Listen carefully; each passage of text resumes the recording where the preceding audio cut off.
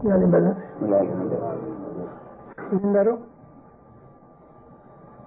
آج آپ کے سامنے یورپی صدر دین ماں باپ کا گنان ترجمہ کرتا ہوں. کوئی خاص ٹاپک کے اوپر میں آواز نہیں کرتا. چھوٹی عمر میں ہم یہ گنان سیکھتے ہیں. ہر ایک گنان کے اندر امام کی شناخت اور محبت کا ذکر ہے. پیروں نے جو گنان ہمارے لیے بنائے ان کے اندر بہت سی چیزیں ہیں. مذہب کے علاوہ آنے والے بہت سے واقعات کا بھی ذکر ہے جو آج میرے پاس اتنا وقت نہیں ہے کہ میں آپ کو ایک ہی آواز میں یہ سب چیزیں بتا سکوں.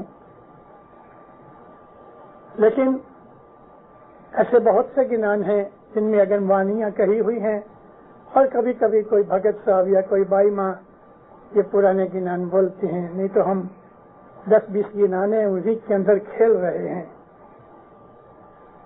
اللہم صلی علی محمد المصطفیٰ علی محمد المصطفیٰ الی قیامہ. حجی سری سلام شاہ امن مڑیا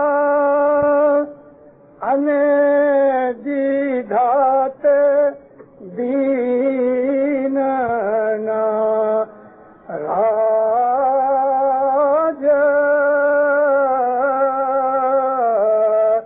الکھ روپ اور کھاویا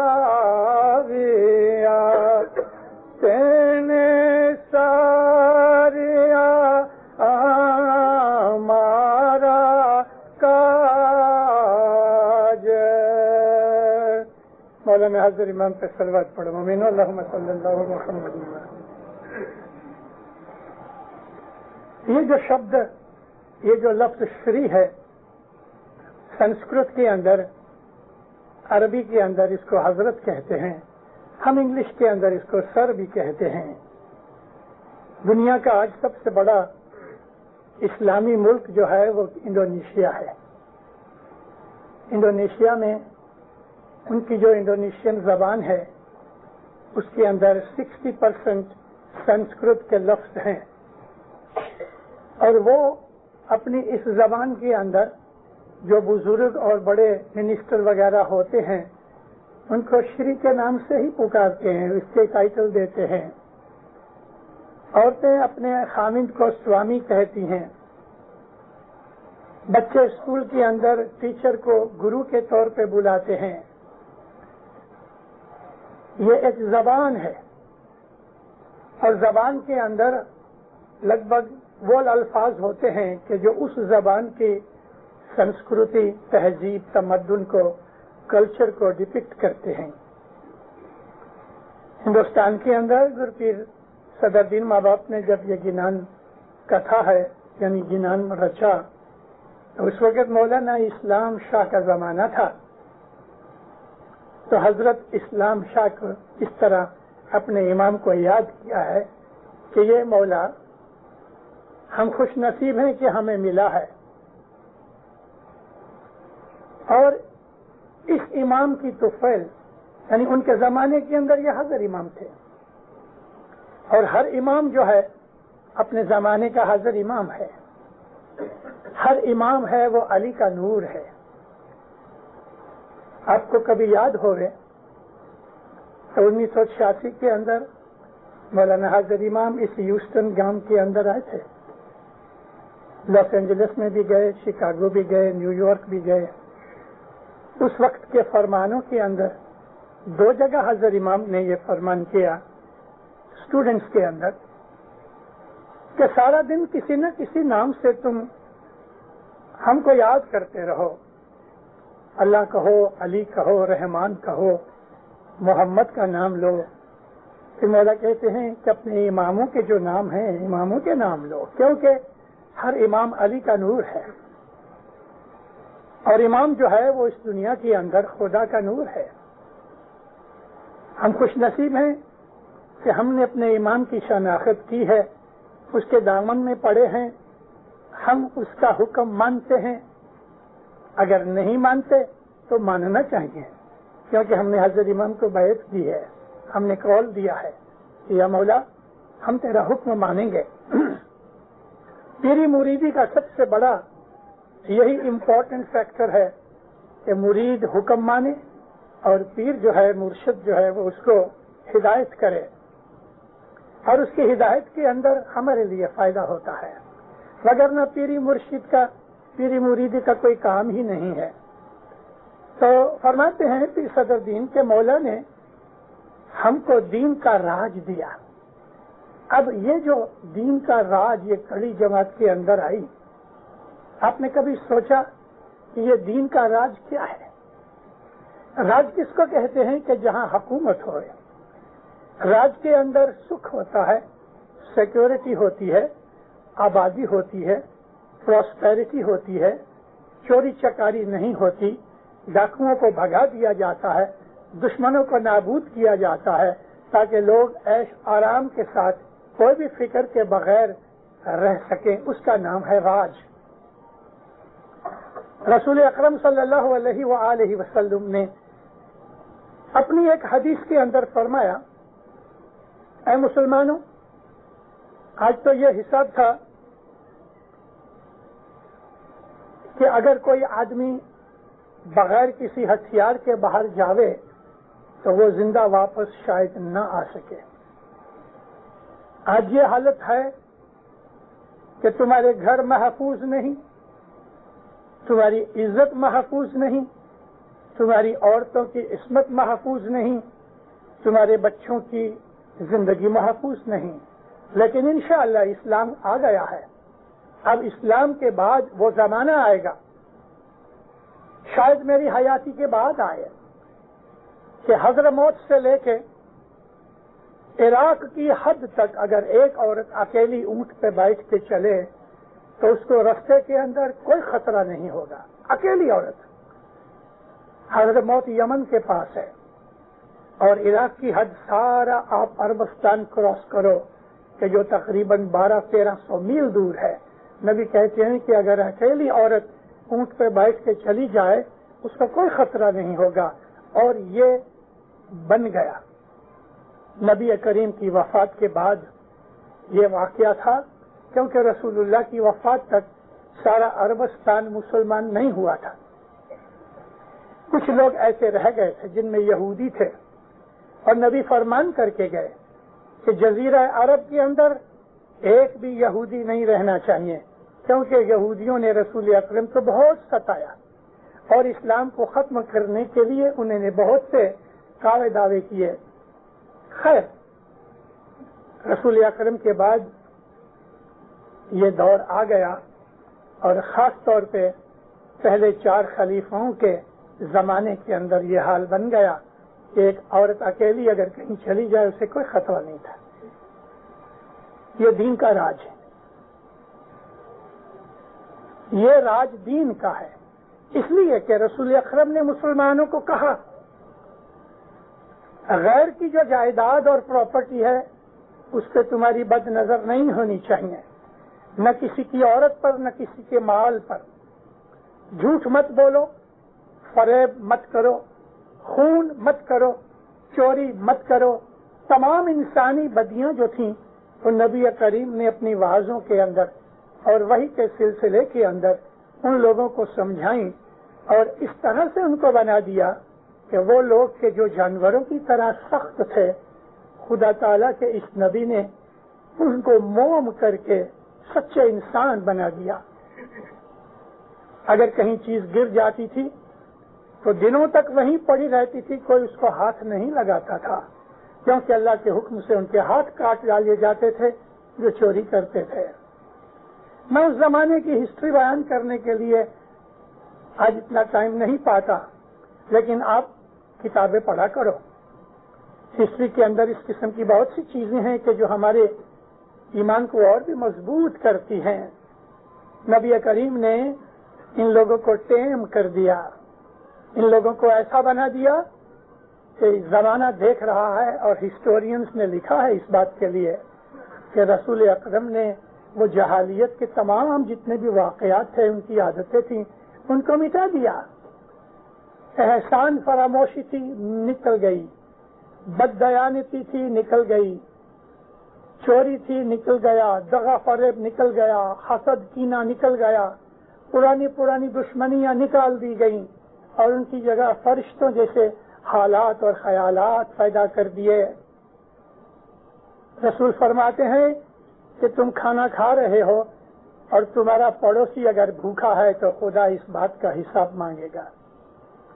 تو اس لیے مسلمانوں کی عادت بن گئی کہ وہ لوگ گھر کے باہر کھانا رکھ کے بیٹھ جاتے تھے اور ارد گرد کے پڑوسیوں کو بلاتے تھے اور پڑوسی اپنے گھر سے جو کچھ بھی ہوتا تھا وہ لے کے آتے تھے.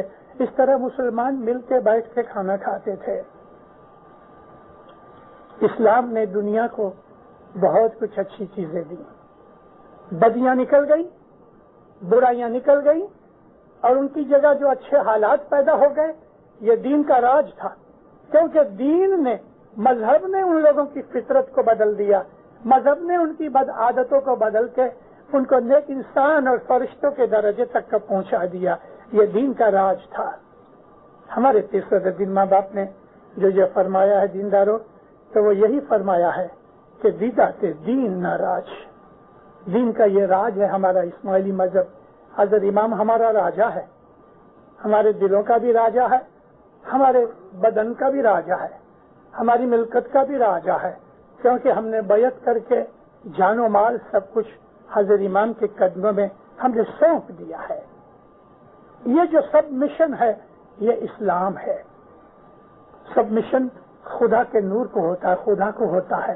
اور اس دنیا کے اندر محمد صلی اللہ علیہ وآلہ وسلم جب تھے تو وہ خدا تعالیٰ کے نبی تھے. اس لیے رسول اکرم کے ہاتھ پہ بیعت کر کے وہ اپنی جان مال آل اولاد کا سب کچھ اس بات کا اقرار کر دیتے تھے کہ ضرورت پڑنے پر ہم اپنے مذہب کے لیے، اپنے اللہ کے لیے، اپنے رسول کے لیے ہم سب کچھ قربان کر دیں گے. اور واقعی انہوں نے قربان کر دیا.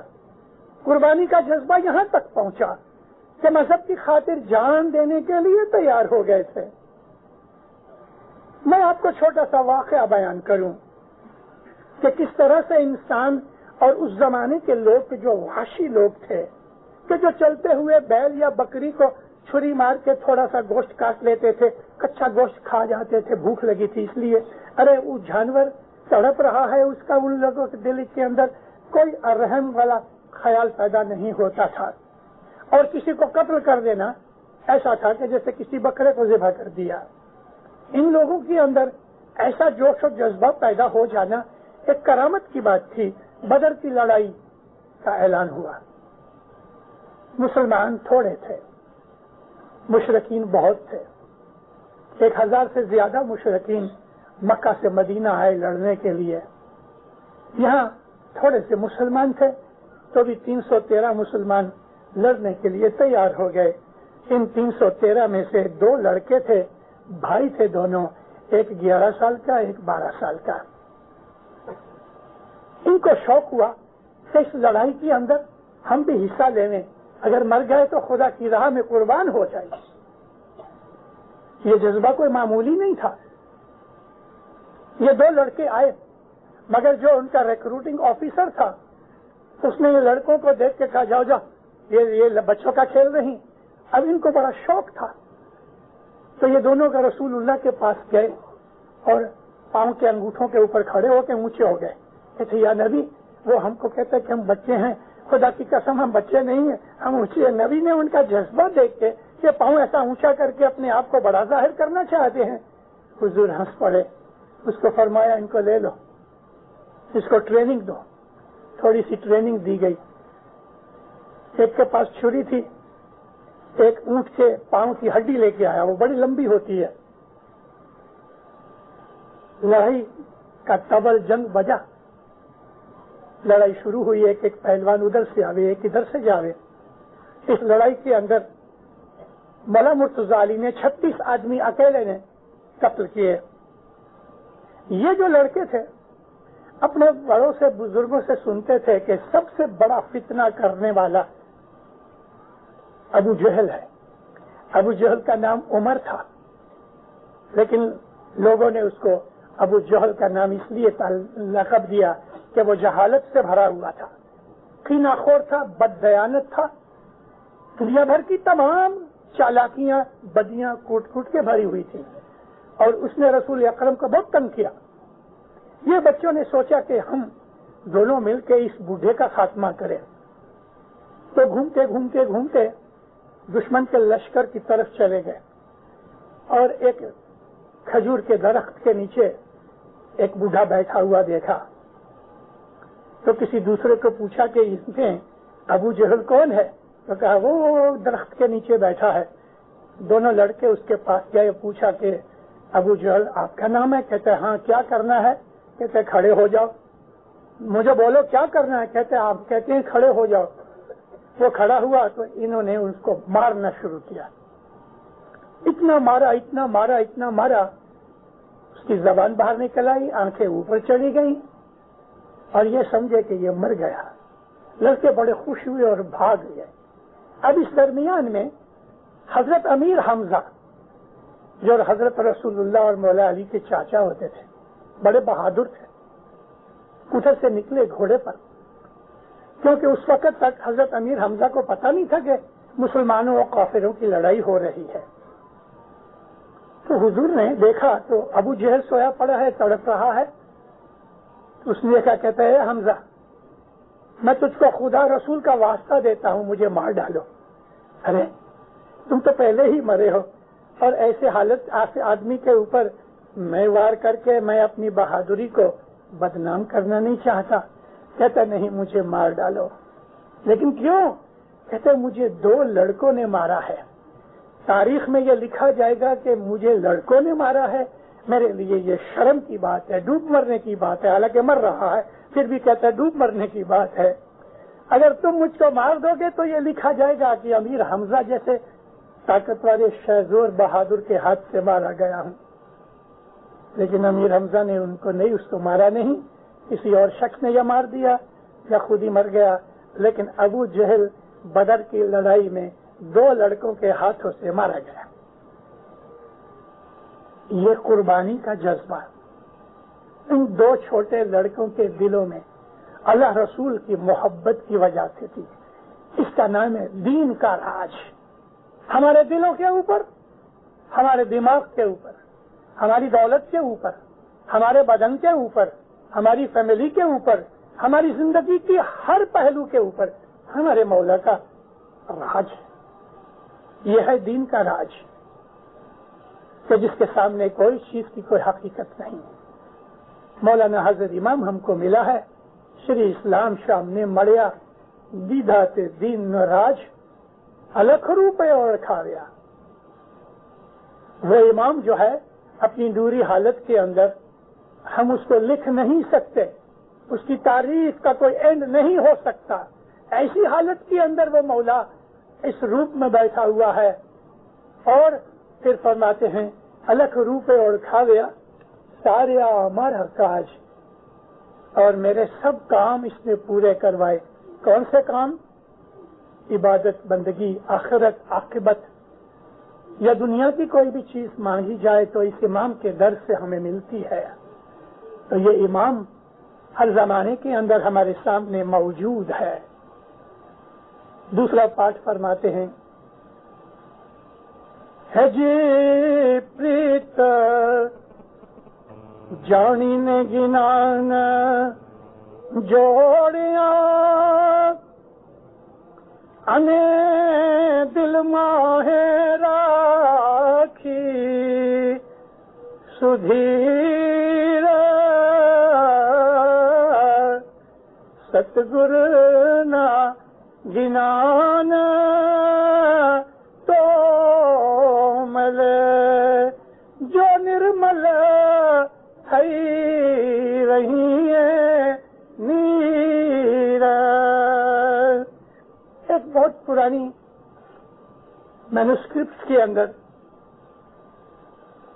پریت جانی نے اس کی جگہ لکھا ہے پریت ادکیری گنان جوڑیا، لیکن ایک اور مینوسکرپٹ میں جو زیادہ اچھا لگتا ہے کہ پریت ادکیری گنان جو لیا، یہاں ہے جوڑیا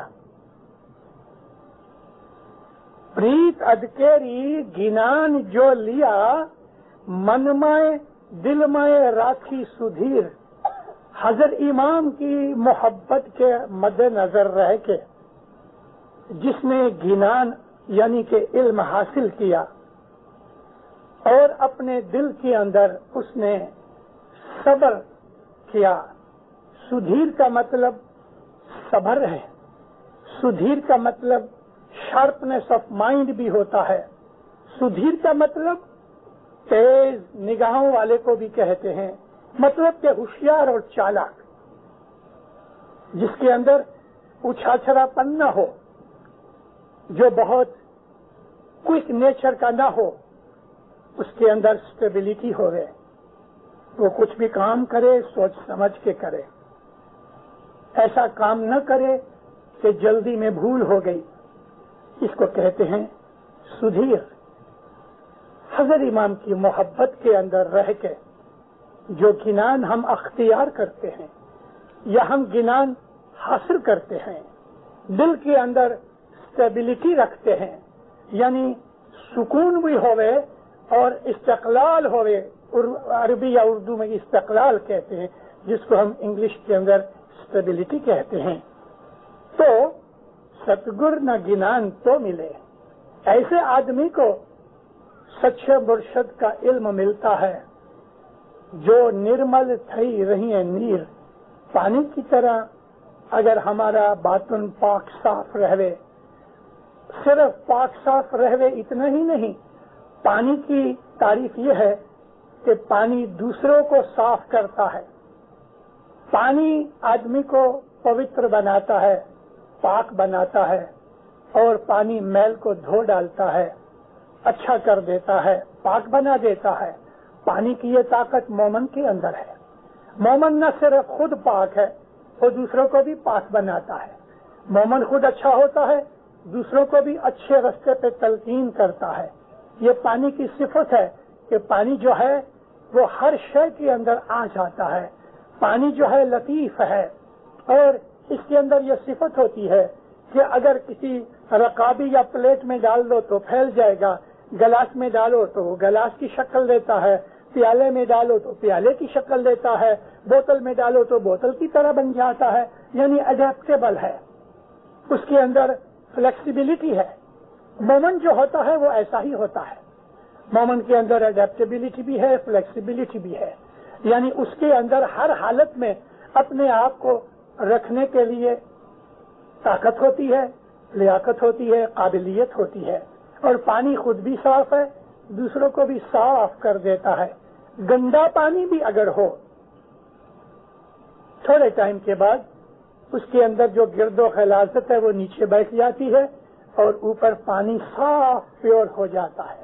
یہ صفت مومن کی ہے. مومن اس کا انتکرن باطن اس کا پاک رہتا ہے. اور جو آدمی پانی کی طرح نرمل اور پاک ہوتا ہے، پھر صدر دین ماں باپ کہتے ہیں اس کو ستگر کا گنان ملتا ہے، وہ اس چیز کو پاتا ہے، وگرنہ اس کو اس بات کا کچھ پتا نہیں. ہے جی آدھی تھئی دیں ہمیں شرویا، یہ اصل میں دوسرا پارٹ تھا لیکن میں تیسرے پارٹ پہ چلا گیا. ہے جی آدھی نہ تھئی نے ہمیں شرویا ہمیں اوڑکھیا صاحب اے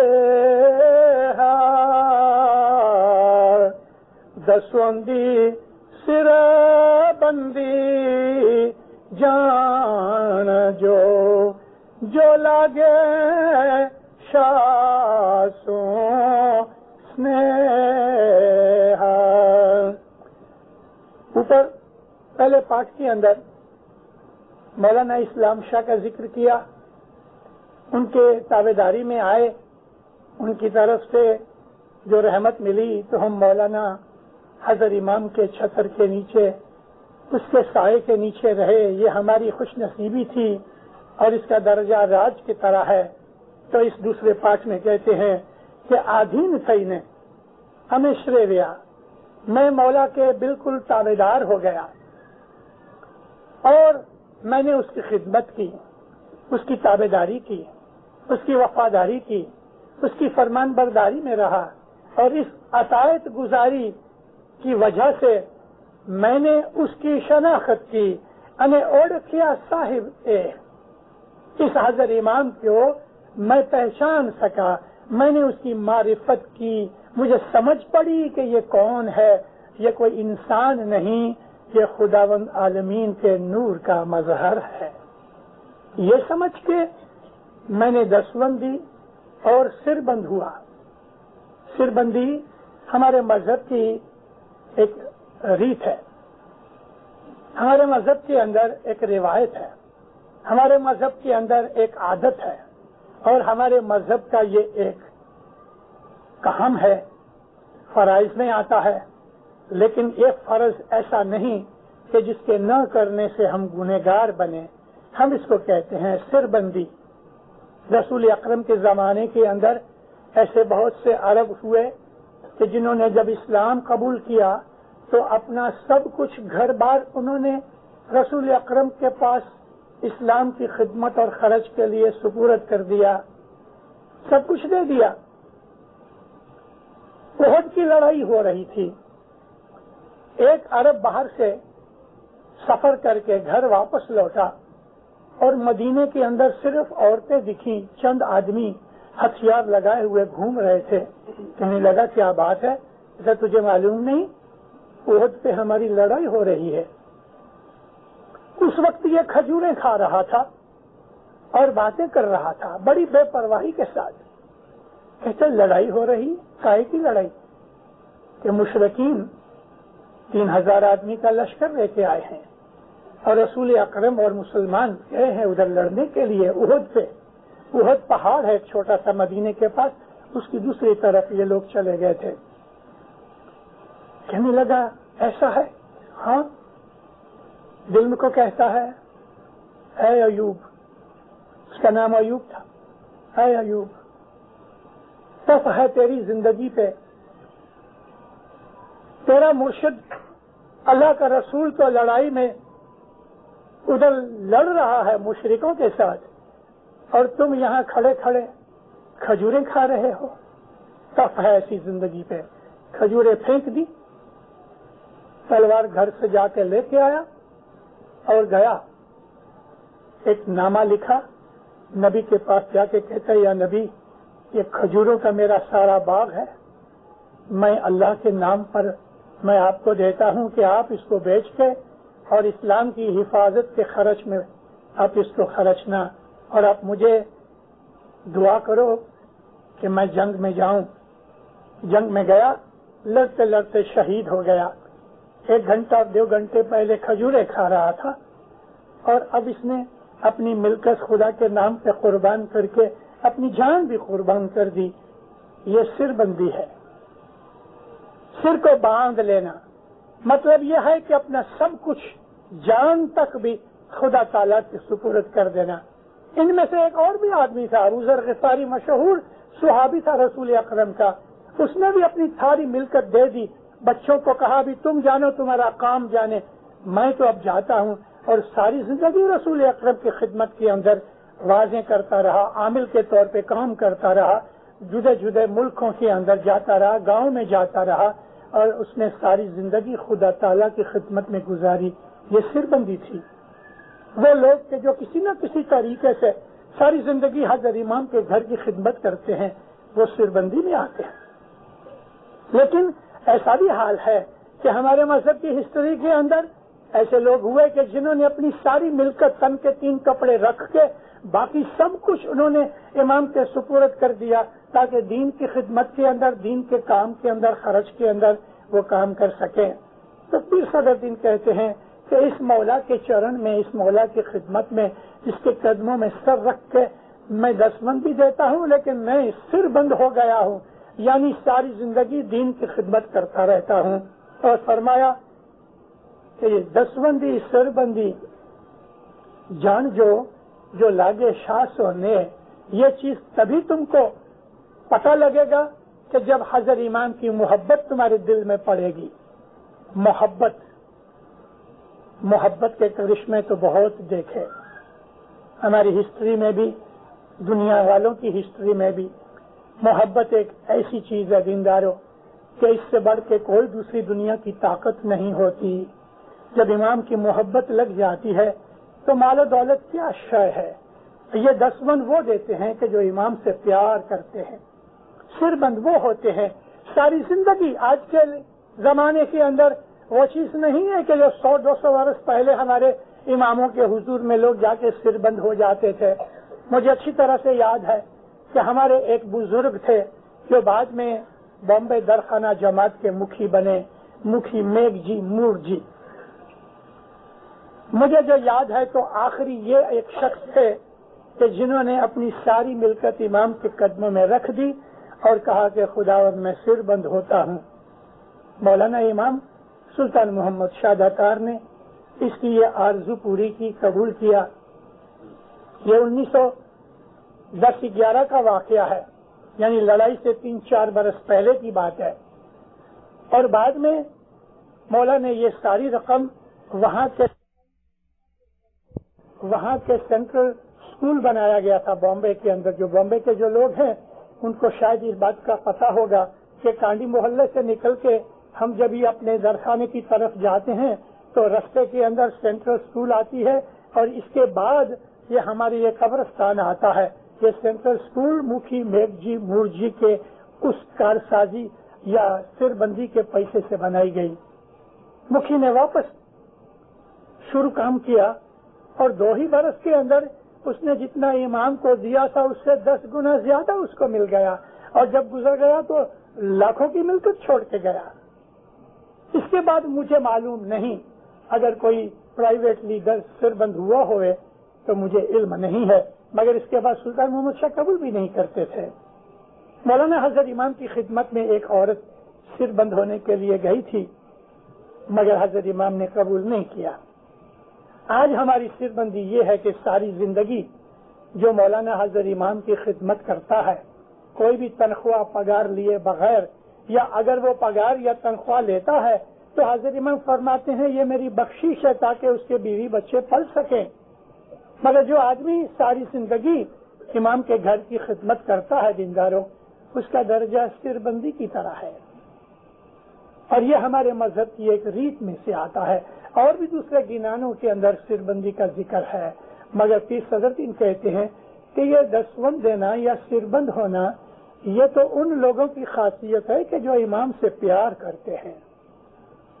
جو آدمی مولا کو پیار نہیں کرتا اس کی دستبند برابر ہوتی بھی نہیں۔ پکے دستبندی اسی کو کہتے ہیں، اور حقیقت یہ ہے دینداروں کہ دستبند دینے سے حضرت امام کی محبت بڑھتی ہے، اور وہی دستبند دیتے ہیں جو مولا کو پیار کرتے ہیں۔ یہ ایک ہمارے مذہب کے جو بنیادی اصولوں میں سے بڑا اصول ہے۔ 3 وقت کی دعا اور ہماری دستبند مال واجب جو ہے ہمارے اوپر فرض قرار دی گیا ہے، عشر اللہ جس کو کہتے ہیں قرآن پاک کے اندر، یہ تو ایک عظیم ہمارے فرائض میں سے فرض ہے۔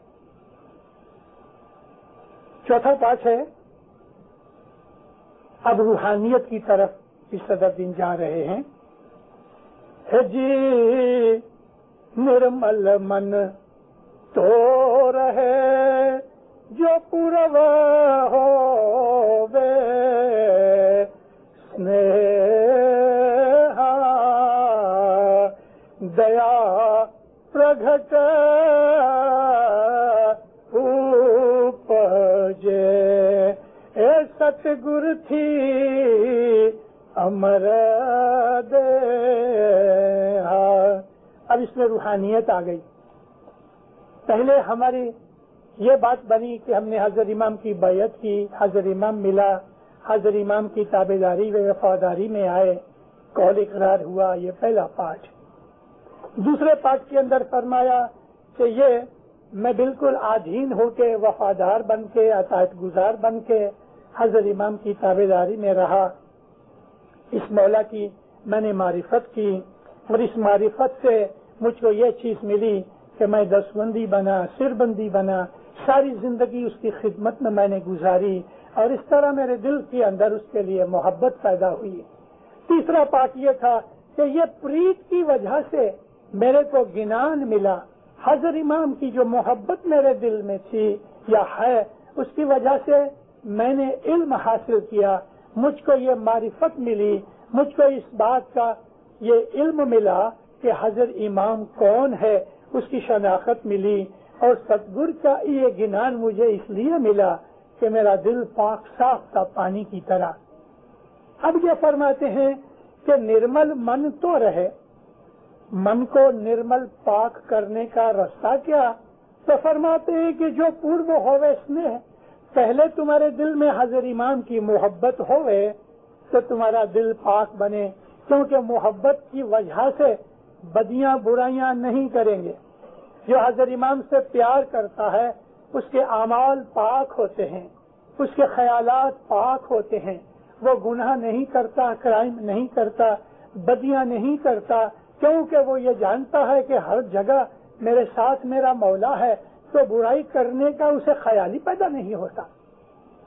جو آدمی امام کو پیار کرتا ہے اس کا دل اس طرح پاک رہتا ہے کہ جیسے پانی پاک ہوتا ہے، اور وہ خود بھی پاک رہتا ہے، دوسروں کو پاک بناتا ہے، کیونکہ وہ گناہ نہیں کرتا۔ مولانا سلطان محمد شاہ داتار حضرت امام سلطان محمد شاہ سے جبھی تو فرمایا کہ پیر صدر دین تمہارو دین بندو ہتو، پن پیر صدر دینے ساری زندگی آخی زندگی کوئی گناہ نہیں کریو، کارن کہ پیر صدر دین ہر وقت خدا نے حاضر ناظر سمجھتے ہو۔ یہ ایک بڑی چیز ہے کہ حضرت امام کی محبت اگر ہمارے دل میں ہے تو ہم حضرت امام کو ہر جگہ اپنے ساتھ سمجھتے ہیں، تو جب مولا میرے ساتھ ہوئے تو میں گناہ کیسے کروں؟ نرمل من تو رہے جو پورو ہوئے اسنے، پہلے تمہارے دل میں امام کی محبت ہوئے تو تمہارا دل پاک اور صاف رہے، اور دیا پرگٹ اپجے، تمہارے دل میں رحم پیدا ہوئے، تمہارے دل صاف ہو جاوے، نرم ہو جاوے، اس کے اندر بدی برائی کا کوئی جگہ رہنے کی ہوئے ہی نہیں، تمہارے دل میں دیا کہتے ہیں رحم کو، رحم خدا تعالیٰ کی صفت میں ہے، اور خدا جس سے راضی ہوتا ہے اپنی رحمت اس کے اوپر اتارتا ہے۔ دیا پرگٹ اپجے ستگور تھی امر دے، اور پھر وہ جو تمہارا مرشد ہے وہ تم کو ایسی بدن دیتا ہے، ایسی ہستی دیتا ہے، ایسی حالت دیتا ہے کہ تمہاری جو دیہی ہے وہ امر ہو جاتی ہے۔ یہ دیہی نہیں، یہ دیہی تو مٹی کی ہے اور مٹی میں دفن ہو جائے گی، برس دو برس کے اندر تو یہ کیڑے مکوڑے مٹی کھا کے اس کو خاک بنا ڈالیں گے۔ لیکن دیندارو، ہمارے اس بدن کے اندر ایک اور بھی بدن ہے۔ اس بدن کو آج کل کی سائنٹیفک لوگوں نے بھی معلوم کیا ہے، جو سائیکک ہیں وہ اس بات کو قبول کرتے ہیں کہ ہماری اس باڈی کے اندر ایک ایسٹرل باڈی ہے۔ یہ ایسٹرل باڈی پیدائش سے ہی ہمارے ساتھ رہتی ہے، اور 20, 25, 24 برس کی عمر تک جب آدمی بڑھتا رہتا ہے تو یہ ایسٹرل باڈی بھی اس باڈی کے ساتھ بڑھتی رہتی ہے۔ لیکن پھر جب انسان بوڑھا ہوتا ہے تو یہ باہر کا بدن ہمارا یہ بوڑھا ہو جاتا ہے، لیکن ایسٹرل باڈی جوان رہتی ہے۔ تو وہ جو باڈی ہے وہ امر ہے۔ ہم جب گزر جائیں گے تو ہمارے بدن کے اندر سے وہ روحانی بدن جو ہے وہ نکلتا ہے، اور اس روحانی بدن کے ساتھ ہم عالم ارواح کے اندر رہتے ہیں اور خدا کی عبادت کرتے ہیں۔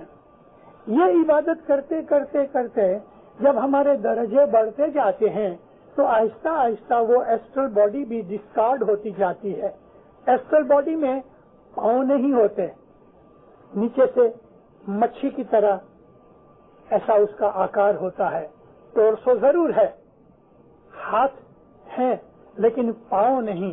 اور جیسے جیسے یہ انسان عبادت کر کے اس روحانی بدن کے اندر منزلیں طے کر کے اوپر جاتا ہے تو ایک ایسا موقع آتا ہے کہ جہاں عالم ملکوت ہوتا ہے، یہ ہم ناسوت میں رہتے ہیں، پھر ہم عالم ملکوت میں جاتے ہیں، عالم ملکوت کے بعد ناسوت، ملکوت، پھر بعد میں جبروت، اور عالم جبروت کے بعد عالم لاہوت ہے کہ جو خدا تعالیٰ کے مقرب فرشتے ہیں وہاں رہتے ہیں۔ مگر جب انسان عالم ملکوت کمپلیٹ کر لیتا ہے اور جبروت میں جاتا ہے تو پھر اس کی صرف گردن رہ جاتی ہے، نیچے کا بدن بھی مٹ جاتا ہے، ایسٹرل باڈی بھی مٹ جاتی ہے. سائڈ میں اس کو 2 پر نکلتے ہیں. بازوں کو خدا نے 2 دیے ہیں، بازوں کو 3 دیے ہیں، ایک پیچھے پر نکلتا ہے، بازوں کو 4 پر ہوتے ہیں. یہ قرآن شریف کے اندر اس بات کا ذکر ہے. تو اس عالم جبروت کے اندر صرف ہمارا چہرہ رہ جاتا ہے. جنت کے اندر، جنت کے جو 7 درجے ہیں، اس کے اندر جو فردوس بری سب سے اونچا جنت کا درجہ ہے، اس کے اندر جو لوگ ہوں گے ان کی صرف گردنیں ہوں گی اور ان کے چہرے وہ ہوں گے جو دنیا میں تھے، اور اس نورانی چہرے اور اس حالت میں وہ فضا میں اڑتے ہوئیں گے. جو بھی چاہیں گے، جس کا خیال کریں گے، وہ ان کو کھانا ملے گا. حالانکہ کھانے کے لیے ان کو ضرورت نہیں. یہاں کھانا ملنے کا مطلب یہ ہے کہ ان کو اس کھانے کا سواد آئے گا. ہم جس طرح سے اپنے سپنے میں، خواب میں کوئی چیز کھاتے ہیں مگر وہ حقیقت نہیں ہے، آنکھ کھولنے پہ ایسا معلوم ہوتا ہے اوہ یہ تو سپنا تھا، مگر وہاں سپنا نہیں ہوگا، وہاں ریالٹی ہوگی. اور اس ریالٹی کو وہی جان سکیں گے کہ جو اس درجے تک پہنچیں گے. میں نے تھوڑا روحانی سبجیکٹ زیادہ گہرا کر دیا، اور چھوڑ دوں تو بھی اچھی طرح آپ سمجھ نہیں سکو گے، اس لیے میں نے آپ کو عالم جبروت تک جا کے یہ روحانی جو بدن ملتا ہے. تو پیر کا کہنا یہ ہے کہ یہ ستگور کی مہربانی سے تم کو یہ امر بدن ملے گا. امر کہتے ہیں جو نہ مرے. ایک دفعہ 1945 کا ذکر کرتا ہوں. دسمبر کا مہینہ تھا، ڈائمنڈ جوبلی آنے والی تھی. مارچ میں لاکھوں آدمی اسماعیلی بامبے میں جمع ہوئے تھے. ایک دن مولانا امام سلطان محمد شاہ داتار صبح واڑی میں آئے، گولف کھیل کے آئے تھے. مولا آ کے بیٹھے داعش سے حسن علی ناندی والا فرمان سناتا تھا. صاحب اس کو کہتے ہیں فرمان سناؤ، ہماری دعا ششتو. حضرت مولانا دھنی سلامت داتار فرمائن تا خانہ ودن. مولا نے خانہ ودن فرمائی.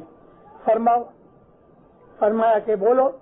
رسول اکرم فرمایا جنت کے اندر کوئی بوڑھا نہیں ہوئے گا. اس نے فرمان سنایا. مولانا دھنی سلامت داتار فرمائن تا کہ جنت میں کوئی بوڑھو نہیں ونے. سب بولے ایسا نہیں بولو، ہم نے کہا کوئی بوڑھا نہیں ہوگا. تو جو بوڑھے بوڑھے تھے بیچارے اداس ہو گئے، اور ماں باپ ان کی اداسی دیکھ کے ہنسے اور فرینچ میں ماتا سلامت کو کچھ بولے. دوسری دفعہ فرمان کیا کہ جنت کے اندر سب جوان ہوں گے. تو پھر بوڑھے بیچارے اداس ہو گئے. تھرڈ ٹائم مولا فرمایا رسول اکرم نے جو فرمایا کہ جنت کے اندر کوئی بوڑھا نہیں ہوگا، سب جوان ہوں گے، تو جو بوڑھے گزر جائیں گے وہ جوان بدن کے ساتھ جنت میں جائیں گے، وہاں بوڑھا بدن نہیں جائے گا. اس لیے میں نے آپ کو وہ ایسٹرل باڈی کی بات کی کہ 24-25 برس تک جب ہماری ٹاپ میچورٹی ہوتی ہے، ہماری جوانی کی سیچوریشن ہو جاتی ہے، اس کے بعد یہ بدن ڈھیلا ہوتا ہے، ڈاؤن ہو جاتا ہے، غریب ہوتا ہے، نبلا ہو جاتا ہے، لاغر ہوتا ہے، بوڑھا ہوتا ہے، مر جاتا ہے. وہ باڈی مرتی نہیں اور وہ جوان باڈی رہتی ہے. یہ عالم ملکوت کے اندر اس طرح امر دیہی کے ساتھ ہم رہیں گے کہ پھر کہتے ہیں مولا کے ساتھ پیار کرو تو ستگور کی طرف سے تم کو یہ دیا ملے، اور یہ دیا کا درجہ ملنے کے بعد تمہاری جو باڈی ہے، بدن ہے، یہ امر ہو جائے گی. تم کو ہمیشہ زندہ رہنے کا درجہ ملے گا. آخری پارٹ ہے جو ہم روز بولتے ہیں صبح کی عبادت کے لیے. جی پیر صدر دین بولے ہمیں صاحب جان جو حضور امر پدوی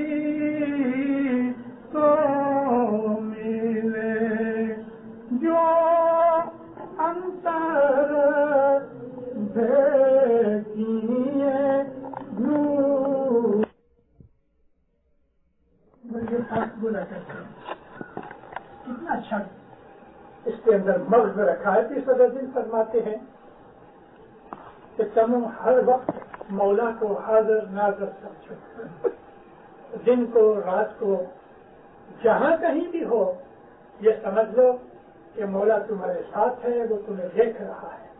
مولا کو حاضر ناظر سمجھنے سے ہم سے گناہ نہیں ہوں گے. مولا کو حاضر ناظر سمجھنے سے ہمارے خیالات پاک رہیں گے. شیطان ہم کو فریب نہیں دے سکے گا، شیطان ہمارے نزدیک نہیں آئے گا، جن بھوت ہمارے نزدیک نہیں آئیں گے، بد بلائیں بد روحیں ہمارے نزدیک نہیں آئیں گی. ہم حضرت ایمان کے ساتھ ہیں، اس کی پروٹیکشن کے اندر ہیں. اور پھر فرماتے ہیں کہ تم یہ خیال کرو کہ اگر تم کو یہ امر پدوی چاہیے کہ ہمیشہ زندہ رہو اور امام کے ساتھ ہی ساتھ ہمیشہ رہو، تو اپنے باطن کے اندر، اپنے دل کے اندر اس کے نور کی ملاقات کرو، جو بیت الخیال کا سب سے بڑا ایم ہے. مولانا حضرت امام کے نور کی شناخت کرنا، مولانا حضرت امام کے نور کی پراپتی کرنا، مطلب کہ اس کو پانا ہے. یہ سارا تھیم اس کنان میں کس خوبی کے ساتھ ہمارے صدر ماں باپ نے فرمایا ہے. سکھی آباد رہو، مولا کی نیک امیدیں پوری کرے، حقیقتی سمجھ دے، آفت بلائے دور کرے، بدیوں برائیوں گناہوں نافرمانیوں سے بچاوے، دستن سپریت میں پورا رکھے.